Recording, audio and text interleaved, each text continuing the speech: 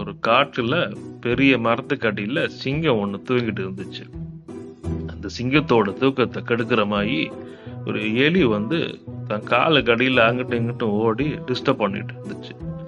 அப்ப அந்த சிங்கம் அந்த எலியை பிடிச்சிட்டு, ஏன்பா எலி, உனக்கு என்ன பிரச்சனை?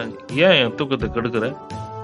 உன்னை என்ன பண்றேன் பார் அப்படின்னு அது கோபமா கேட்கும் போது அந்த எலி பயந்து போய், ஐயா சிங்கமே, நான் தெரியாம பண்ணிட்டேன், என்னை ஒரு வாட்டி கருணை காட்டி மன்னிச்சு விட்டுடுங்க, நான் கண்டிப்பா ஏதாவது வகையில உங்களுக்கு நான் உதவி பண்ணுவேன் அப்படின்னோடனே அந்த சிங்கம் நினைச்சுச்சான், ஜெய் நீ வந்து எனக்கு உதவ போறியா, சரி போ அப்படின்ட்டு ஒரு கருணையால அமுச்சு விட்டுருச்சான். அதே மாதிரி சில நாளுக்கு அப்புறம் அந்த சிங்கம் வேடன் விரிச்ச வலையில மாட்டிக்கிச்சான். அதை பார்த்த எலி அந்த சிங்கத்துக்கு ஹெல்ப் பண்றதுக்காக அந்த வலையை கடிச்சு அந்த சிங்கத்தை ரிலீஸ் பண்ணி விட்டுருச்சு.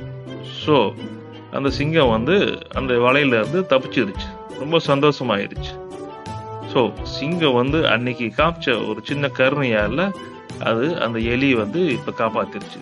ஸோ மாறல என்னன்னா, நம்மளுடைய கருணை என்னைக்குமே வீணாகாது.